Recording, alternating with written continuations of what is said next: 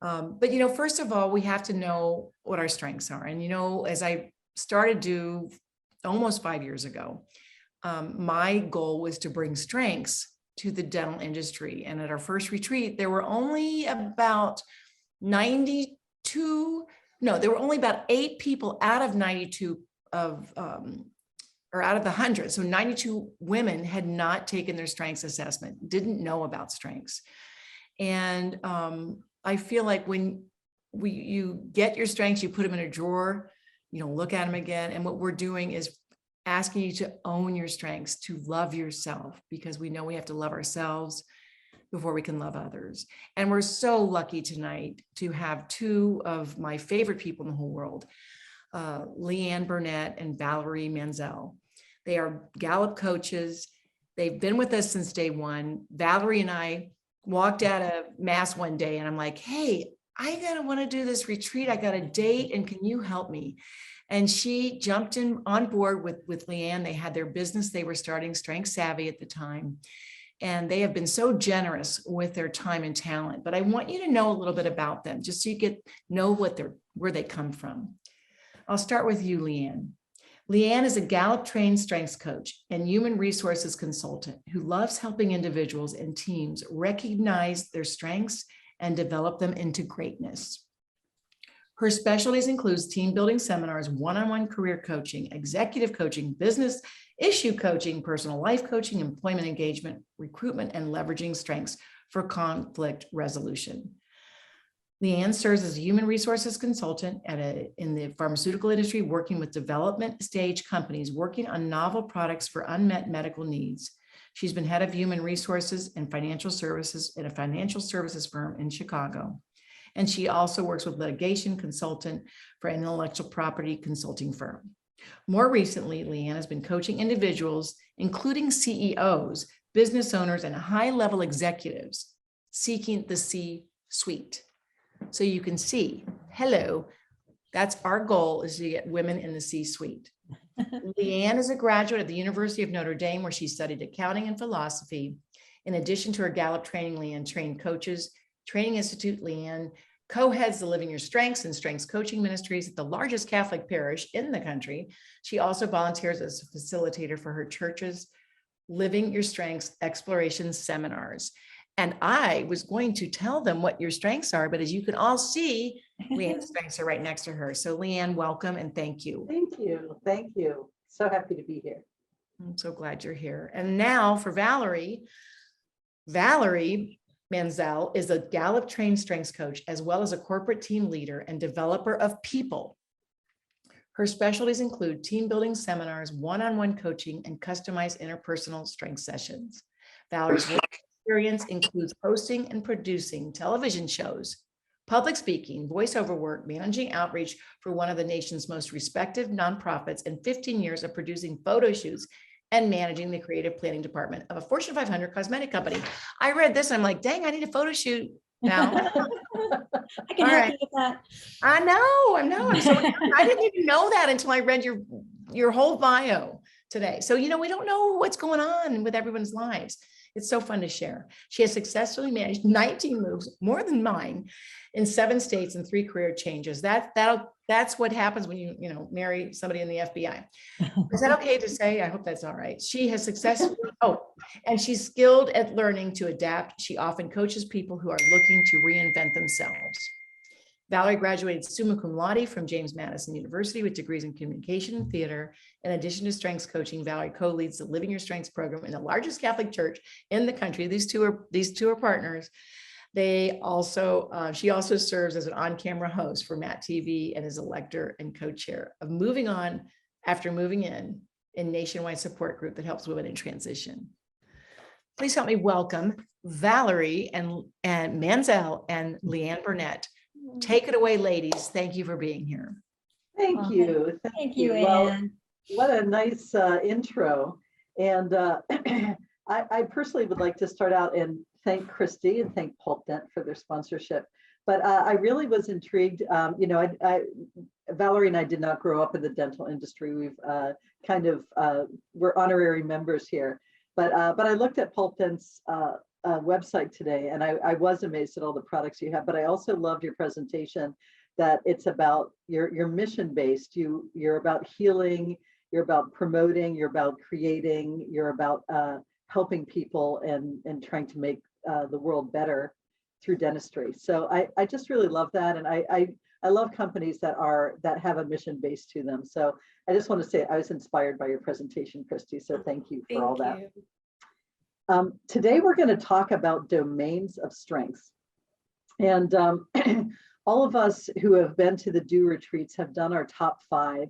But I just wanted to highlight that the top 5 is a little bit of the tip of the iceberg and kind of take you all a little bit deeper into what you can find out through strengths.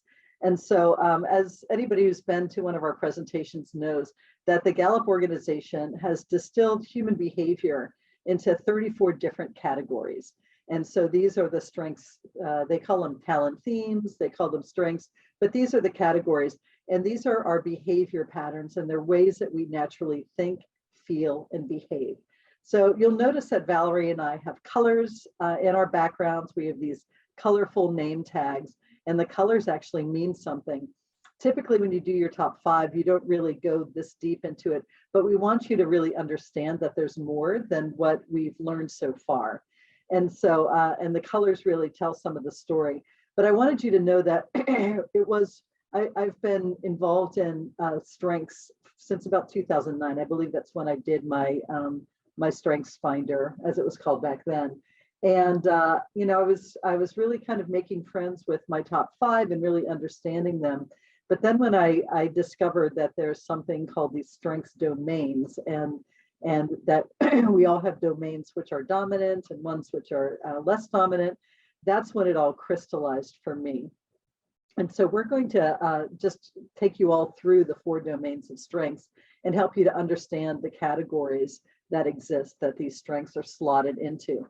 So I'll just give you the overview, and then Valerie and I are going to take some turns and go through the ones that are actually that we're mostly friends with. But they're executing, which shows up as purple in the Gallup information that they share. Influencing, which shows up as yellow or gold. Relationship building, which shows up as blue. However you're seeing this, I'm trying to point at Valerie.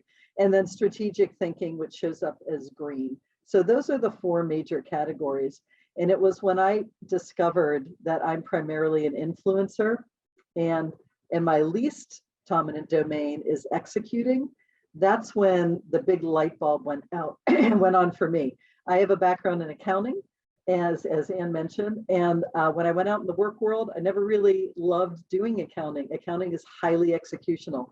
And that's the weakest link for me in terms of my strengths domain, as I found out 100 years later when I had sort of given up accounting and moved into other things.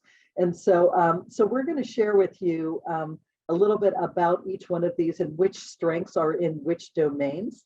And then that will probably help you understand them a little bit better. And I'm going to share my screen. We have a little bit of a slideshow, and I'm going to try to pull it down often so that we don't have the screen up the whole time. And like Christy, it doesn't always work for me, but I'm going to do my best. So here we are, and I'm going to bring this to the middle, I hope.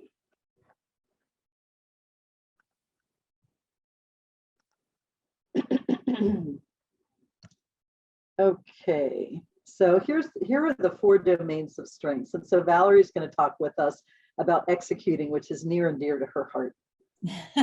Yes, it is. And again, Kristen, thank you for having us. Anne, thank you for having us. We're so delighted to be with all of you.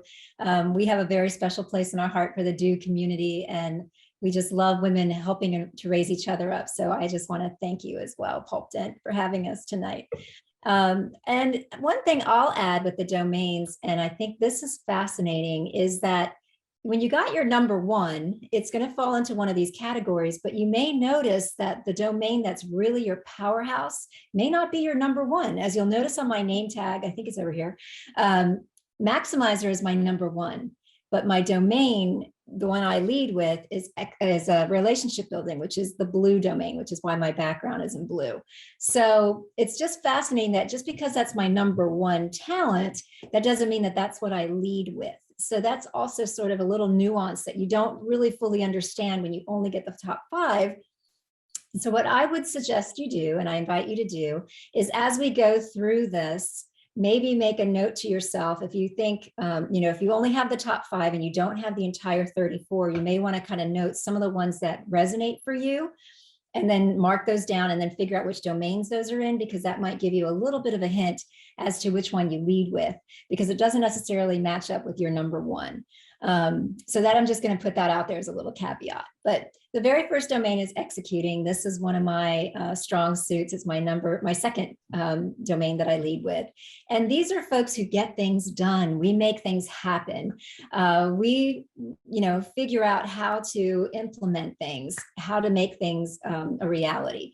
That's what I did as a photo shoot producer. I was the glue that brought everything together and made it all happen. I took the vision of the creative people and the marketing people, and I made it a reality. So we work tirelessly to get things done, and we usually take those ideas and turn them into reality. These are the talents that fall in this category are achievers. Those are the get it done people who are busy, busy, busy bees. Then you have the arrangers who can orchestrate all kinds of different things and move pieces all the time, moving lots of different, many pieces. Believe have the core values that they drive their whole life around. Consistency is somebody who's a rule follower and loves everything to be the same. Deliberatives are people who weigh very carefully and are very careful decision makers. So they are looking for risk to minimize their risk. And then focus are the folks who are very goal oriented and they're laser focused. They will not get distracted. They will lead you to the end goal. And a responsibility. These are folks who take psychological ownership of every single thing they do and put their name to. And restoratives are folks who love to take something that's broken and fix it and make it functional. So all of those talents fall under the executing domains. So if any of that sounds like you, kind of put a little not a little seed in your head that might be one of your top domains. And Valerie, I'm going to remind you, you skipped over discipline, which is your husband's number 1. So perhaps you were trying to avoid that one. Sorry, I'm so sorry. I got carried away. Yes, discipline is on the list as well. That's actually one of the very strong executors. Those are folks who love things to be structured and precision, and they have their ducks always lined up in a row. They like organization. They like things to be orderly and precise and clean and neat and all of that. So yes, that's my husband to a T. And I can remember Anne's a little bit off the top of my head, but I believe, Anne, you are a high arranger, are you not? Oh, yeah. Yes. And so people with high arranger skills, they're really good at creating events. And so anyone who is at any of the dew retreats knows that anybody who puts on a big event like Anne did, there's a lot of moving parts and a lot of pieces, and you got to put all that together.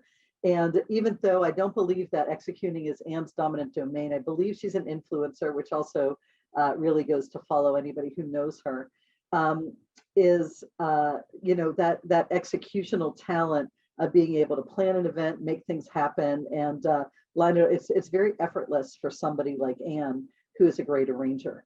So all of these talents really, they move the needle forward, they move the ball forward, they really help propel things to get accomplished. And the people who are high executors, they start every day, many of them start every day, and they're really eager to knock things off their lists. So that's some of the beauty things, the beauty parts of being an executor. And as somebody who, I don't get any money from Gallup, just for the record, for selling these things. But if you do end up getting your all 34, which you just go on the Gallup site where you took your top 5 and you pay another, I think $30 or $40, and they'll give you don't have to do the test over again or the assessment. You just pay and they'll unlock the rest of it for you. On page 21 of this beautiful, colorful report that you get, there's a little bar across that page. And on the left is your dominant domain, and on your right is your least dominant, and everything in between in order. And so to me, it was so instructive to find out that executing is this little tiny part of the bar on the far right for me. And I was like, oh, okay. It was tax day on Friday. This is why I push it to the end, because I like, that's not happy for me to like, you know, oh, let me get things done. I'd rather be influencing, building relationships, thinking, like those are so much easier for me. And it helped me to understand that I struggle in executing. And so I need people like Valerie around me, who's got Achiever in her top 5. She's a real get it done girl, and she holds me accountable and keeps me moving forward. And so that's really, really, it's really a good thing for me. So I'm really happy to have her in my life. So thank you, Valerie. But next we're going to talk about influencing, and people with dominant influencing themes. Usually they kind of, they live out loud, I like to say. Like you kind of know when you're around an influencer. They're usually, you know, there may be some attention, though they may not be trying to make that happen. It just is, they tend to be a little bit, almost like a little salesy, you know. A lot of sales and marketing people tend to be high influencers. People kind of know they're around. And the talents that are under the influencing domain are activator. And this took me a long time to actually figure out that this was an influencing domain, because it kind of sounds executional to me, but they're actually the starters. And Anne is one of these. Like, they get things started. They don't necessarily have to finish them, but they light the spark and they light the fuse, and other people that they put in their path or they help inspire to finish them. So they are the starters, and other people may be the finishers. Some people have both, but I have activator kind of high. I don't have achiever till it's quite a bit lower. The second one is command, and these are the take charge people. These are the people that stand up and they make things, they'll tell you what to do. If you're not knowing what to do, somebody with high command is going to come in and they're going to say, you need to do this, this, this, and this. So they'll kind of give you some clues if you don't know it. People with high communication, again, this is another Anne one. They're really good with words. And so they may be good speakers, they may be good writers, they may be great public speakers, but they like to communicate. That sometimes they tend to talk a lot. And so that's the beauty of communication. Competition are people who like to win. Winning is what drives them. I have a daughter who's a high competition, and she was really, really great in school because she wanted to be at the top of the list. She wanted to be one of the top students in her school. And that drove her to really, it motivated her and inspired her. And so that's what competition's like. Maximizer, Valerie and I both have this as our number 1. It's an influencing talent, and we like to make things better. We like to take things that are already good, shine them up and bring them to excellence. So Maximizer is the DNA of coaches and people who like to take something. We don't like to work with things that are broken, but we like to take things that are already good and bring them to excellence. Self-assurance is the next one, and these are people who have a real high degree of self-confidence. They don't need you to tell them that they're good. They already know it, and but they have their true north right here. It lives with them all the time, and it's very close to self-confidence. And then the next one is significance, and these are people who like to think big. They only want to do big things. They don't really want to dedicate their time and energy to minutia. They like to take big things and make them happen. And so that's what significance does. And then woo, Anne and I shared this one. This is called winning others over.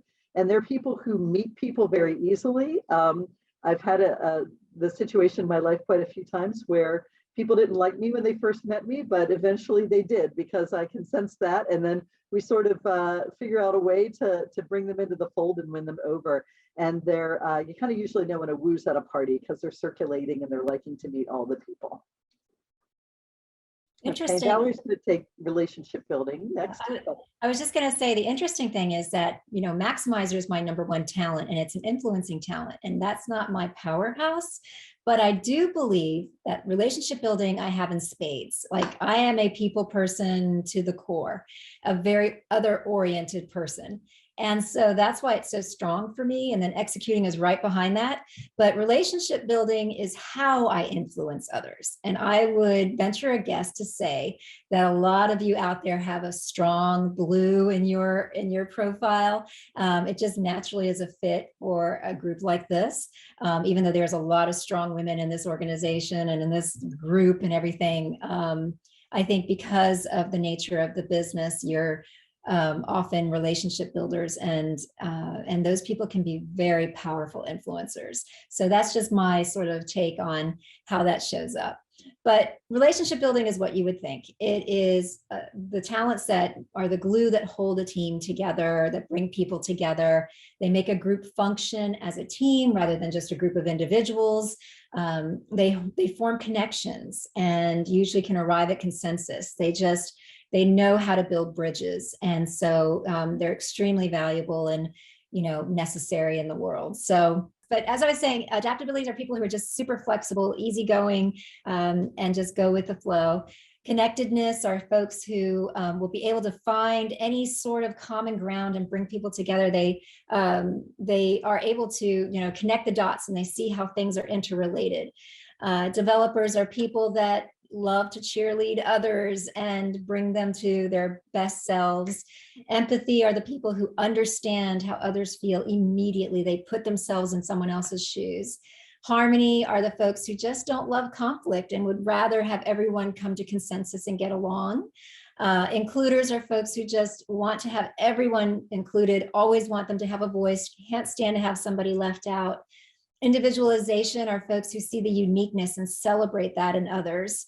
And positivity are folks who just see life as overflowing with goodness, and they're usually very upbeat and happy and very uplifting type people that you just love to be around. And then relators are folks who go very deep with relationships. So they will be able to relate to anyone, and they friend for life, and they just always have very deep, small inner circles. They can grow, but they like to have a smaller, deep mutual relationships with a small group of folks. And the last domain is strategic thinking. I actually, if Gallup had asked me, I would have just called this the thinking domain, because it's not all strategic. But these are people, in terms of teams, they keep the teams focused on what could be. They absorb and they analyze information. They stretch the thinking. They're really cerebral for the most part. And so the talents that are in this domain are analytical, which are folks who like data and facts. Contexts are folks that like to look at history, and they like to see what happened in the past to inform the future. And futuristic are folks who like to look at the future and create a vision of what could be. And then ideation are folks who are brimming with ideas. Their brains are popping with ideas all the time. Input are those who like to collect and categorize facts. And so they're really good at trivia and things like that. Intellections are our deep, ponderous thinkers.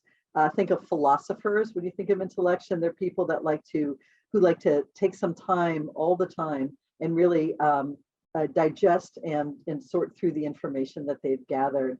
And learners are people who are constantly in a state of learning. They like to learn and absorb new bodies of information. It's different from the facts, but it's more like a whole body of information. And then strategics is a very interesting and unique way of thinking. And these are folks that when there is a goal, their brains will automatically think of the various ways to get to that goal and what the roadblocks might be. And then they sort through to figure out what is the best way to get there. So these are the 4 domains of strengths. And for me, learning that I lead with influencing, and my last one is executing, was something that really changed my life, because it helped me to really understand where to place myself in the world, in a place where I can be most effective, which is really what we all need to do. And Valerie and I are going to continue on, and we're going to talk about now. There we go. So we're gonna pull out some of these strengths, because they have this interplay that's really fascinating to us. Like I said, Valerie and I geek out on this stuff all the time, so we find these things really fascinating. So we're just going to go through some of these pairings and talk about them, about some of the things that happen when they show up with different people. So activator and deliberative is one of those pairings that we often see in people who are in relation with one another, whether it's a work relationship or a marital relationship. And one thing that I've seen often, I don't know why it is, but I see women activators with male deliberatives all the time. And so the woman I don't know, I don't know what Tom's is. Is he a deliberative by any chance? No, he's not. Can you hear me? Okay. No. Okay, but yes, but Anne's an activator. But activators are the ones that get things started. Sometimes they're like ready, shoot, aim. They just, when there's something that has to be done, they just want to go and they want to get started, and they feel like they can just course correct if they get started and the direction's not perfect. Now, deliberative, on the other hand, they like to be really, really, really thoughtful about what it is that they're going to do. I actually coached somebody this morning who was like, sometimes I never get off the dime. I'm just thinking and thinking, and I think new information is going to come, and I embody that you know, when somebody's waiting and waiting for something else to happen and they never move. And so sometimes they are in relationship because they need each other. You know, the deliberatives stop the activators from jumping off the curb in front of the moving car, and the activators get the deliberative to get off the dime. And so if you average these two out, they end up being a really good combination. However, they make each other completely insane because the activators are like, come on, and the deliberatives are like, slow down. And this one time I was facilitating a session, and this engaged couple showed up, and they had done their strengths, and the woman had the activator and the man had deliberative. And when we started talking about these two, the woman was like, oh my God, I totally get it. And you know, the man was like, well, I mean, I really like to think through things. And so we were like, listen, she's not trying to make you crazy and he's not trying to make you crazy. This is how you're built. And so once you understand that that's how you came to the world, that's how you're wired, and you're here for a reason and for a purpose, that you are this way, then just forgive each other for being irritating, and just really appreciate each other for the gifts that you can give one another. So this is just a really interesting favorite one of ours. You have anything to add to this one, Val?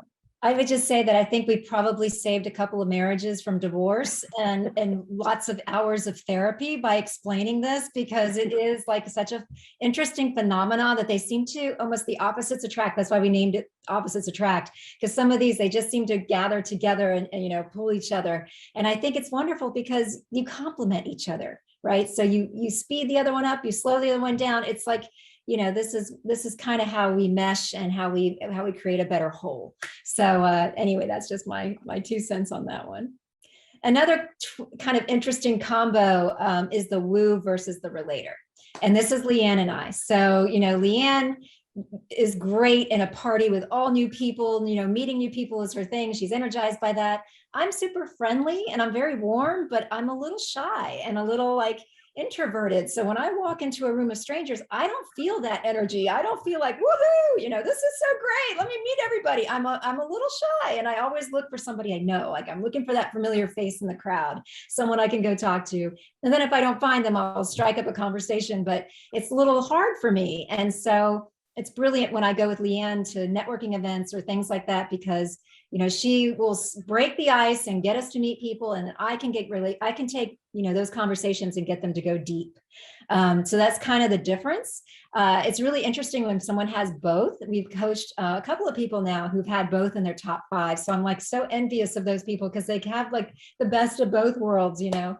But it's interesting. We were just in a session where we were working with a group, and we were talking about the relator thing, and they were saying, yeah, one person said, I have a big, small circle. And I kind of see myself as the same way. I have a very small group of very, very, very, very, very, very close friends, but I have a wide circle of dear friends and good friends. So I do have a bigger circle than just this little tiny one, but I don't instantly like, get energized by meeting all new people and being in a room of strangers. So that's kind of how those two are different. And I think we were talking in my breakout, you know, the ones who were the yellows and someone said, well, I don't have that, but my good friend is real yellow, so that's a big help. And I found that to be the case too. Like, I love going to events with Leanne because it just makes it so much more fun for me. Oh, that's nice. And just Woo's a little more socially adventurous and Relator's a little more socially cautious. But one really interesting example of this is, I think one of the things they say about Woo is that that we're superficial, which always makes me bristle, because I Am's one too, and I like. Me too. That makes you bristle too. Like, I don't like that. I hate that. I felt bad about that. I thought, because but I got over it. What do you think? Well, it's funny because I was like really adamantly that this is not me. This is not me. But I noticed that at the church where we go to, there is a woman who sits behind the front desk. And, I tried to pour on the charm with her a little bit and talk to her. And she wasn't really cracking. And I'm just like, all right, she doesn't like me. And so I just I don't feel bad about it, but I just kind of moved on, and I don't really try to make conversation with her so much anymore. But this one time I showed up with Valerie, and Valerie said, oh, Marjorie, how are you doing? What's up with, how's your husband? What's going on with your son's illness or whatever? Marjorie's face lit up like a Christmas tree. And she was just, I'm like, what? And so I was just so, Valerie, that Relator, had gotten in deep. Like, she had found that crack over time, and she had gotten in deep with her. And I just remember thinking, okay, so I had kind of written this person off as somebody who didn't like me. And I think I think I can cop to that. I feel like I have deep relationships all over the place, but I do feel like if I don't really get kind of a positive feedback feeling from somebody, I'll just move on, and that's fine. But Valerie kind of kept working at it. And so that's one example of kind of the different ways that Woos and Relators treat those relationships and how they happen. Well, actually, it's funny. I'll add to that, Leanne, real quick, is that when Leanne and I met, and she told me this a long time afterwards, maybe a year or two later, she said, when we first met, I thought you didn't like me. And I said, no, not at all. It's just, I'm not going to be your best friend tomorrow. Like, she was so like, oh, and I'm a little like cautious, like, I have to get to know you. I have to trust you. I have to, it has to be this mutual thing where I know you really well, you know me really well. And, so I don't bring you into my circle right away. I won't be your best friend tomorrow. Not that we won't be friendly or whatever, but she thought I didn't like her. So that was a big aha for me, because being a little socially cautious could also come across as a little distant, a little aloof. So that was a big learning for me about Relator. Hey, and I met Valerie. I was like, I love this girl. I want to be your friend. And then she was just like, see ya. Hey, can I say something on that, you guys? I just want to say that's one of the reasons I came up with the principle of do. Give people the benefit of the doubt, no judging. It was a lot about the strengths, because we judge people in that way. And I know who you're talking about. She's a lovely gal, but you just got to get to know her.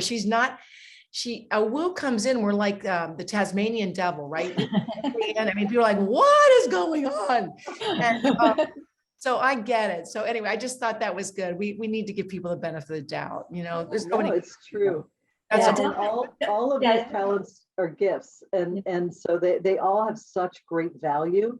And there's I never think of any of them as better than the other ones. I think of them as just who the person is. It really helps me to understand people, which is the biggest gift that I've ever found from. And also just getting to know these strengths like you're giving us today, it helps us understand other people. It's really good. It's like, don't take it personally, like they're just a Woo or they're just a Relator. Exactly. And whatever you do, don't think a Relator doesn't like you, because that wasn't the case at all. When Leanne told me that, I was mortified. I was like, what do you mean I didn't like you? Of course I like you. Who wouldn't like you?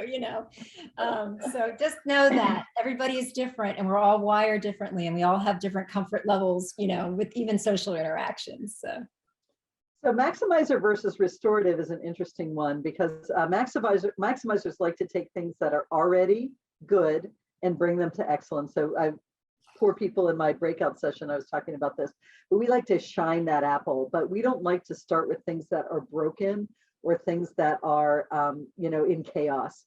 Restoratives will go in there, they'll roll up their sleeves and they'll dig their hands in, and they will take something that's chaotic, broken, really a massive problem to be solved, and they'll get in there and they'll start working it and solving it. I think it kind of exhausts the maximizers.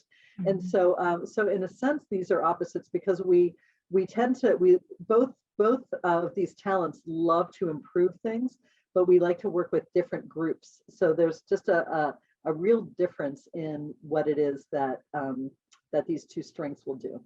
Mhm. And for one instance, I do a lot of resume. People come to me and ask me to help them with their resume. And I always like to start with whatever they have already. I don't like to start from scratch and just build it from the ground up zero. I like to start with what they have, and I may change the entire thing, but I don't like to start from nothing, because that to me is like wears me out to start from nothing. So it's just a different way of kind of approaching improvements. And then consistency versus individualization. So as we talked about, consistency loves sort of leveling the playing field. They're all about rule following. They feel like everything should be the same. Whereas individualization wants to customize. They see the uniqueness in others. So they want to make sure that everybody's voice is heard, everybody's needs are met, everybody's, individual little needs would be taken care of. So whereas consistency might just be like, okay, we're doing this because everybody should have this. Someone with individualization would be like, yeah, but Fred needs a little more of that, and Janet needs a little bit of this, and whatever. So this can be kind of a foil to each other as well. Interestingly, I have both pretty high. Consistency is number 6 for me. Individualization is like 11. So I kind of have, this going on all the time. I can't stand unfairness, but I celebrate and I love people for their uniqueness. When I had my friends over for Friendsgiving one year, and I actually wrote a little note to every person who came and told them why I was grateful for them. And, it's just, I do things like that all the time. I'm always customizing things to make it to that person, to fit that person. And that's an individualization type trait. So, if you find that you're doing that, if you find that you really look for the special things about each person, you're probably in that camp. But do know that you can have both.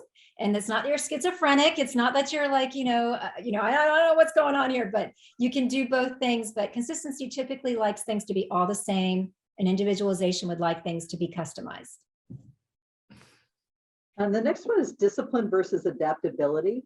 So discipline is my number 34. So I'll speak to it because I know it very well, because I don't have it high. And these are people who like structure and order. They like things done a certain way. They like to know what's going to happen. I have a daughter with high discipline, and she said, I don't really fit in this family, because we'll just decide one morning, like, oh, we're going to drive to the mountains today and hike. She'd be like, nobody told me. I'm like, well, of course nobody told you. We just figured it out like 2 seconds ago. And she like, that really throws her. But she has high discipline, and she's very structured and ordered. And adaptability is really like go with the flow, roll with the punches, whatever direction that river's flowing, you're just going to get on that raft and you're going to flow down with it. And so, sometimes adaptabilities really need something pressing on them in order to really move in that other direction. Like if it's like a deadline will really move in adaptability, where they would rather, if there's no deadline, they're just not going to kind of work toward it. But discipline is they want things done in advance. Even if there is no deadline, let's do it, let's get it done, make sure things are in order. And adaptability is just kind of, just kind of roll with it. Yeah, I was laughing with this woman I coached last week because she has adaptability, and she was saying on their vacations, they just wake up and they're like, okay, hey, what do you want to do today? What should we do? Should we go swim? Should we do this? Whatever. And I was laughing because my husband just did a 3-page long, thesis on moment by moment, day by day, what we're going to do on a vacation, like literally send it to the family. We're doing a family trip. Everybody's like, oh my gosh, this guy has way too much time on his hand, because he had like, the websites and the time frames and when we had to check in for dinner and where we were going to go. Like everything was completely mapped out, because he's so high at, discipline number 1, but he's like that. And, that's his super, super, super strength. But it was really funny when we were talking, because she's like, oh my gosh, I could never survive in that world. And I'm like, and he could never survive in your world. So it's all good. And next, we're going to talk about some ones that have a lot in common. So sometimes we see input, learner, and intellection pretty close to one another. And these are all in the thinking realm.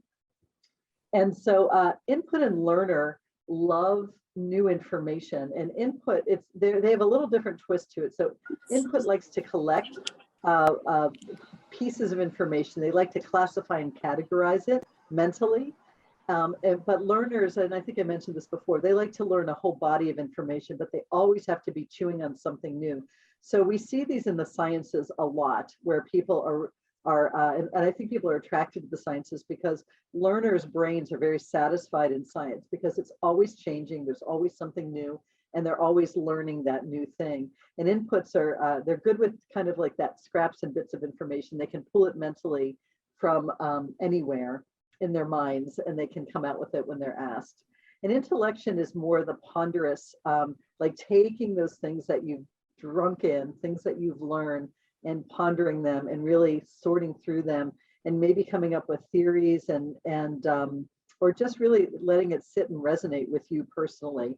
But it's a lot of mental activity. So, Valerie and I just had several sessions with some pharmaceutical groups in the last few weeks, and the amount of input learner and intellection was astounding. They were just, so many of them had these three all high. They may not have all been in the top 5, but oftentimes they're in the top 10 or 12 together. So we found that to be pretty interesting. Yeah, they seem to play really nice in the sandbox. They seem to, just like these next 3. A lot of times we see harmony, empathy, and developer also together, or very high together. And I think this one is just such a, okay, right here. Right there. Yes.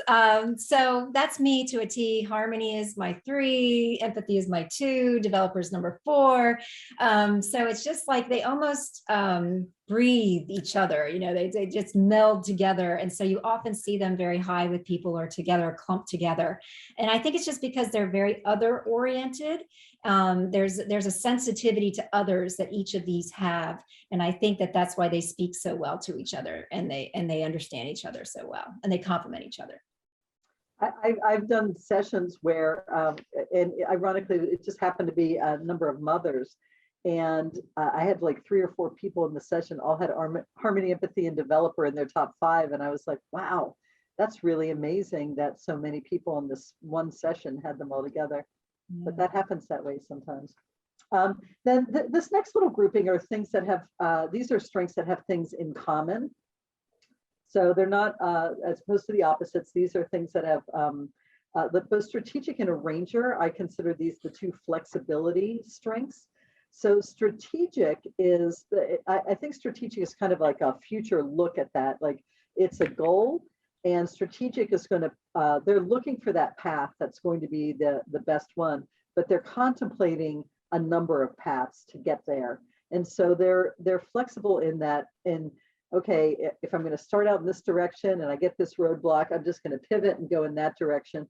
And that's how strategics think. Their minds are always, how do I most efficiently get toward this goal?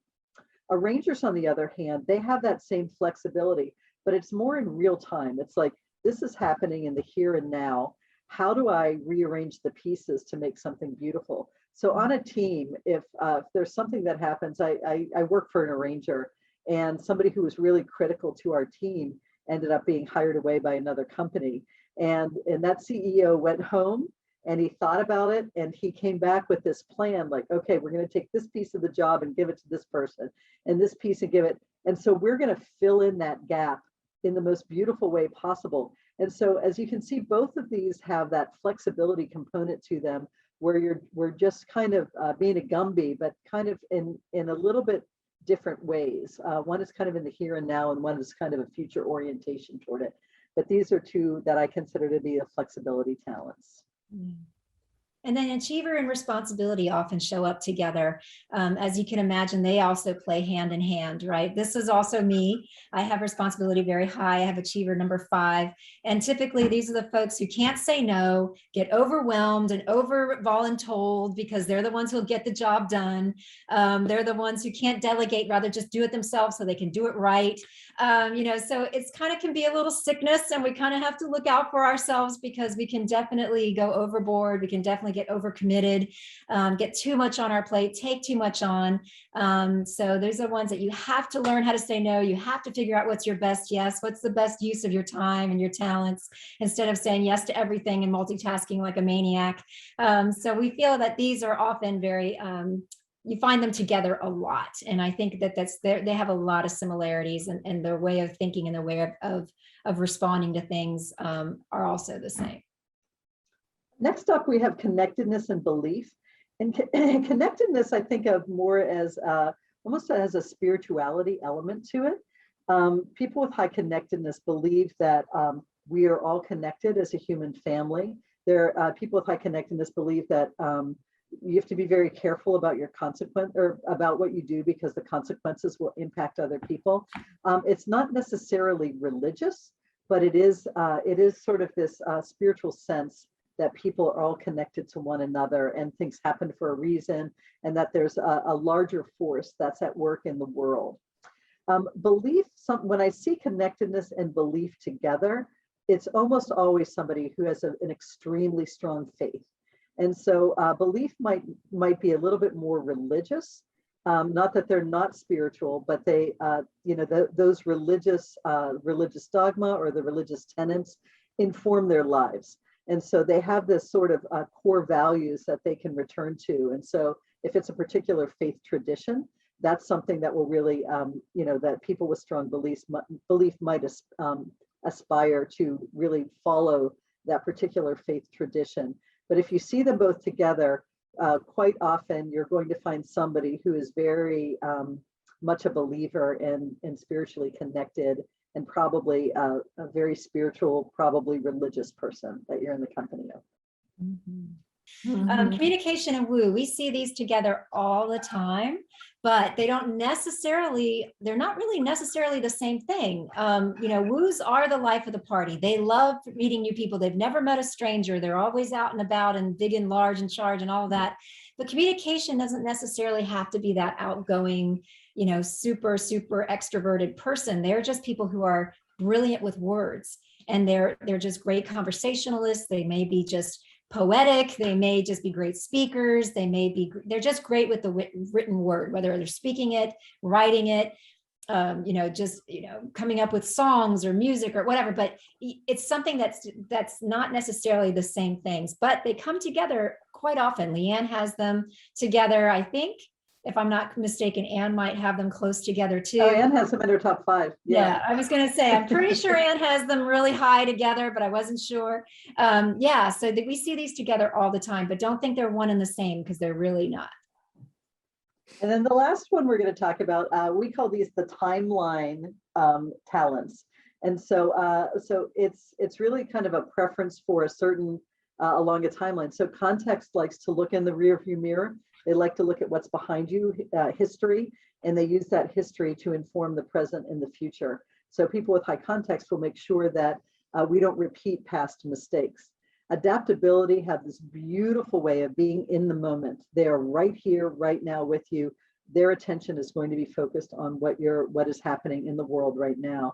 And then futuristic are people who are those visionaries toward the future. They paint a picture with a vision for the future, and they help bring other people along. I coached one gentleman who had both context and futuristic in his top 5, and I'm like, how does that work? And he said, I love history, but I'm always looking toward the future, but I have a big problem being in the present. I really have trouble staying in the present and being present to the people. So that was just a little piece of awareness for him that helped him to really think about how he was going to approach the world and approach his life. And so if you go to if you just Google Clifton Strengths, you'll see take the assessment. So you can either pay $20 and take the top 5, or you can pay $50 and get the whole 34.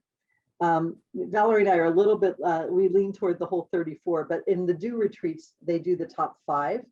And so that's, but if you just Google Clifton Strengths, you'll get right to it and be able to purchase it. And then they just, you're going to need 45 minutes in a room without a lot of interruptions. And you're going to be asked to answer questions along a continuum.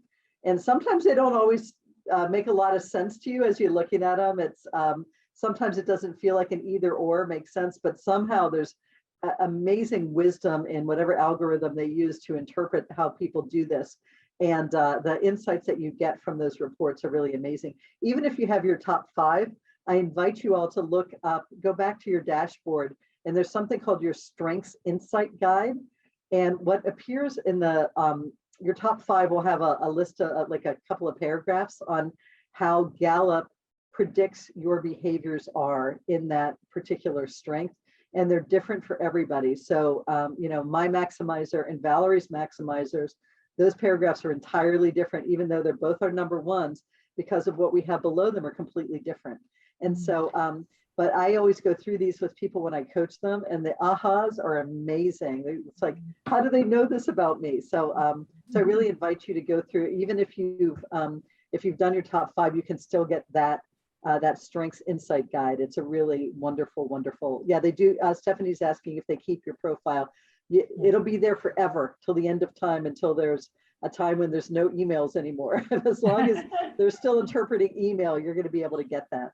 Yeah, and you can call them if you've lost your login information or what have you. They've got you in there. There's 26 million people have taken this, and they have all that data still, you know, active, and they're tweaking all the time. So once you're in there, you're in there. So don't worry. If you don't have your information, just call them up and they'll find you. So, you know, you can buy codes for your family if you want to do that, and you can just get the code and take it when you want, or you can buy it when you're ready and then take it in the moment. So I highly recommend it, though. It's been life-changing for both of us. So yeah, it really has, and it makes such an impact in relationships. And one of the lovely ladies in my breakout was saying how she finally understood. I think it was Mary Day was saying, like, I finally understand my husband after all these years. And that's really brilliant. Like, if you can take it with your spouse and you have that common vocabulary to speak from, all of a sudden the light bulbs go off. Like, oh, now I understand. This is why you've been doing this all this time. This is why you need this. This is why you react this way. So it's really amazingly powerful in terms of being able to communicate better with somebody you work closely with, or that you love or live with, or whatever. So I highly recommend it for couples. I highly recommend it for families. I highly recommend it for teenagers going off to college. It just is such a you know, a life-changing game changer. So. Thank you so much, everyone. Thank you, Leanne and Valerie. We have had the best time today digging in and diving in to our strengths and our domains, and there's going to be more at the retreat. Remember, if you sign up for the retreat, we send you the assessment as our gift to get started at our retreat on Thursday, November 11th. Through the 13th, and that Anita is doing a pre-con to build your businesses on the Wednesday before. So join us all. And if you can't be there this year, be there in spirit, and we will see you next year for sure. And along the way at the next Do Learning Crew. So love you all. Thank you so much, Valerie and Leanne, again. It was beautiful. Christy, Hope, thank you guys.